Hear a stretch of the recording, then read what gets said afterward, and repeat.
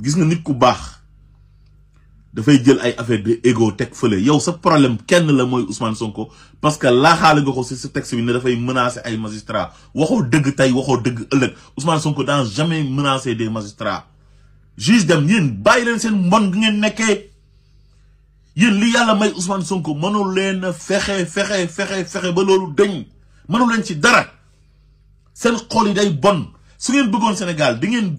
nangu ndogalu yàlla ba pare nangu lu Sénégalais yi di dogal mais Sénégalais yi ñoom ñooy fal ñoo bëgg Ousmane Sonko ngeen ne loolu yéen mënu leen ko muñ yéen lañu war a def comme nuñ def Ousmane Sonko Sénégalais yi dañoo war a ubbi seen xol yéen dugal leen ci par force mais yéen yéenay ñan chaque jour mën na leen zalika fadlullah yuuti man yasha wallahu zul fadlul azim ngëneel yàlla mooy xool ki ko neex mu dénk ko te lépp loo gis dafay am koo xam ne moom moo ciy raw moo ciy jiitu du caagin moo leen dàq wala moo leen gën juddu wala moo leen gën famille wala moo leen ëpp xam-xam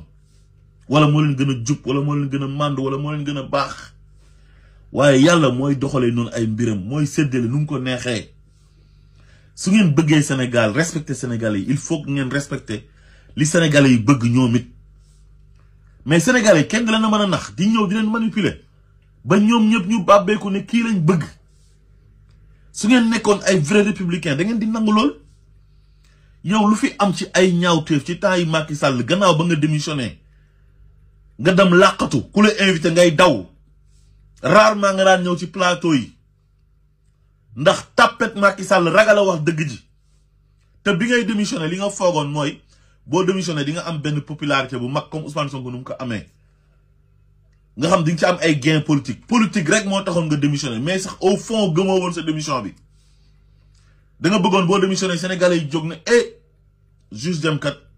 démissionné na d'une justice qui a démissionné ñeneen ñi mënoon nañoo def ñu moom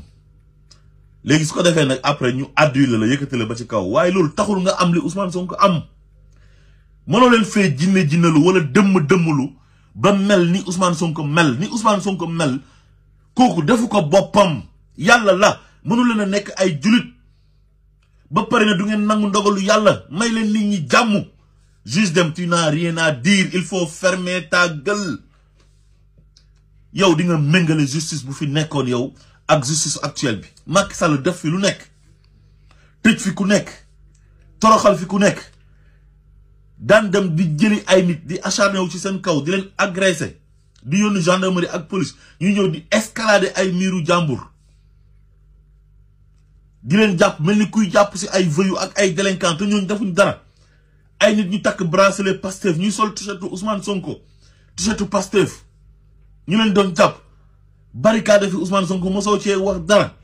asperger ko fi liquide Ousmane Sonko ñaawteef bu nekk def nañ ko fi dëkk bi di tàkk ay nit di dee nga noppi mosoo wax te loolu Macky Sall mu bon mi moo ko doon def ànd ak ñoom Antoine Diome ak ñi mu àndaloon seen mafia bi yow nga ne nit ku baax nga ku jub nga da nga démissionné ci justice bu démissionné te kenn mosula dégg nga dénoncé dara heure booy dénoncé da ngay def ay esquive da ngay daw question yi bu ñu la ko posé ni nga war a tontoo sax doo ko tontoo ndax ragal tapet xanaa Ousmane Sonko nga ñeme ragal Macky Sall mayel nit ñi jàmm juge dem amoo dara looy critiquer yow justice bii nii yow parce que justice su Macky Sall bi c'était pire Macky Sall avait sa propre justice te yow loolu xamoon nga ci dara am ay propre procureur mais procureurs yu fi nekkoon ils étaient pas des procureurs de la République mais des procureurs de l'APR et de Benno Bokk Yaakaar mais ñaata nit yu nekkoon Benno Bokk Yaakaar ak APR ñoo daan def lu gën a garaaw liñ doon jàppee waa Pastef daawuñ def dara dañ leen doon ciblé di leen jàpp Macky Sall da doon jàpp ay ñoo xam ne sant joolaa lañ amee loolu yëpp gis nga ko fi te loolu ay magistrat ñoo ko si doon jàppale ñaata nit lañ fi condamnation yoo xamante ni jaarul yoon Ousmane Sonko leen moo ko tere nekk candidat ay dossier caaxaan ay fen ay tappale mooy dossier Prodac bi nga xam ne dafa taxaw ci débat public bi ne Mame Mbaye Niang dañ kaa épinglé te loolu dëgg la ci benn rapport ñu génn rapport bi amul taal ci dëkk bi ba ñetti nit dee ci procès Mame Mbaye Niang bi lu nekk def nañ ko fi ba tere cee nekk Ousmane Sonko mi nga xam ne l'écrasante majorité des Sénégalais moom lañ bëgg ñu tere ko nekk candidat yow boobu fan nga nekkoon yow juge dem juge dem suñu doom bi bu ñuy manifester ñu leen di dóor ay balu fetal ñuy dee fan nga nekkoon bi Macky Sall di recruter ay nervi ñuy rey suñu ay doom mook Antoine Diome fan nga nekkoon juge dem naa fekk nga juge dem baaxoo li lay waxloo sa xol bu bon moo lay waxloo maanaam bañ gi nga bañ Ousmane Sonko moo lay waxloo nii mais sa wax ji teguwul ci xam-xam teguwul ci dëgg teguwul ci yoon te yow xam nga ko nit nag boo ko bañee warul tax ngay wax lu dul dëgg di ŋàññi justice bi nga xamante ni jamono ji mu ngi góorgóorlu bu baax a baax parce que flagrant délit ni ñu fay àttee nit ñi loolu moom mooy yoon tey ñuy wax ñëpp ay ñoom ñi nga xam ne lim naa leen sànq ñoom ñëpp flagrant délit lañ leen àttee mais Bougane Gueye Dany lu mu def loolu lu ko gën a garaaw loolu mënoon nañ ko ci tëj 3 mois ferme wala 6 mois ferme mais sursis lañ ko dóor mu dem campagne loolu est-ce que bu doon temps Macky Sall dina am temps Macky Sall lu nekk xew na fi jalgati yoon bu nekk jalgati nañ ko yoon rawatina ci dossier Ousmane Sonko su concerné Ousmane Sonko ñuy accélérer dossier yi di harceler Ousmane Sonko juridiquement di def ay chamboulement ci magistrature bi loolu yëpp ñu wékk ko ci jëmu Ousmane Sonko képp ku mu changé jëlee la ci benn place yóbbu la ci beneen place xamal ne daf lay yóbbu pour nga koj Ousmane Sonko jël nañ fi ay juges yoo xam ne dañ leen détaché woon yóbbu leen ci ay ministère comme juge Issa Ndiaye mu ñëw àtte si Ousmane Sonko façon vice de procédure bu nekk am na fi ay juges yoo xamante ni àtte woon nañ première instance ñu indi leen deuxième instance pour ñu condamner Ousmane Sonko waaye yow boobu foo nekkoon yow fan nga nekkoon buy procureur Amadou Diouf nekk fii ci dossier Mame Mbaye Niang bi di ci dugg naan day jiiñ Ousmane Sonko ay faux et usage de faux ay injure publique ay recel de documents administratifs te yoonam nekkul ci dossier diffamation te plainte boobu sax moo warutoon parce que ci débat public la ñu nekk Ousmane Sonko nekk kilifa ci réew mi ay mbooloo topp ko mu gis lu mu war a wax ci réew mi di ko wax ñu ko ciy porter plainte ba kay teree nekk candidat ba créé ko ay procès bu ñàkk fayda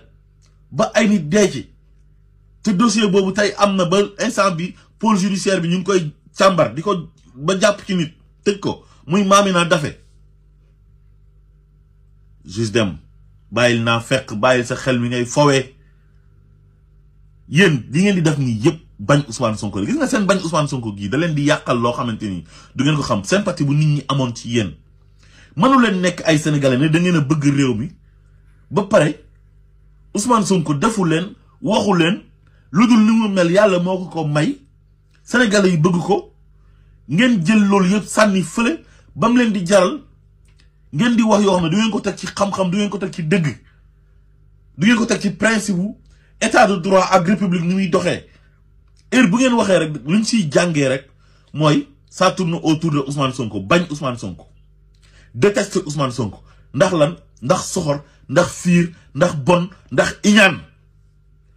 mënu leen a mel ni moom da ngeen di sonal seen bopp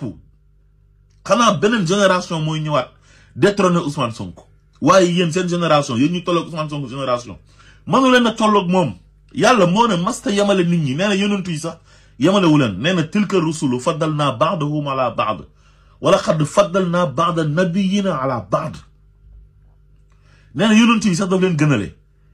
waxaat na ne unzur kayfa faddal naa ba'dahum ala ba'd wala al axiratu akbaru darajatin wa akbaru tafdila nee na nit ñi si àdduna bi daf leen a gënale daraja yi tolloo wuñ te àllaaxira bu ñu fa demee tamit daraja yi dafay sutante kon yéen su ngeen gëmee yàlla nekk ay jullit il faut ngeen accepter Ousmane Sonko ba pare respecter le choix des Sénégalais yéen bu ñu leen laajee ngeen ne yéen vous êtes des démocrates bu ñu leen laajee ngeen ne vous êtes des républicains ba pare Sénégalais yi am seen souveraineté di tànn ki leen neex choisir Ousmane Sonko ba Ousmane Sonko wax nañ votel Diomaye ñu votel Diomaye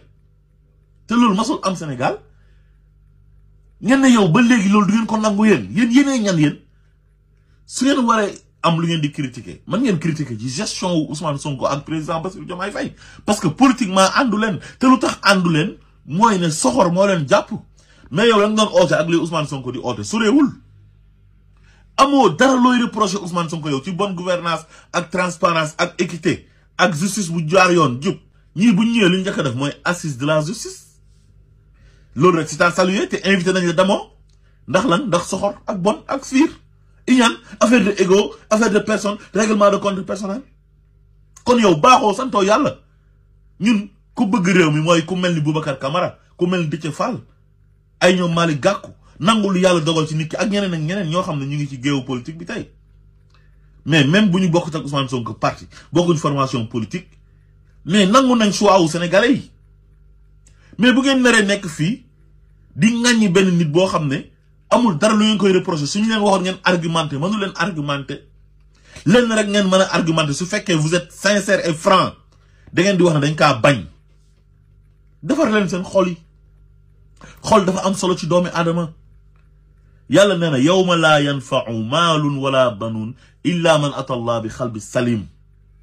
alaxira bu ñu fa demee li lay jëriñ du alal du doom waaye mooy xol bu set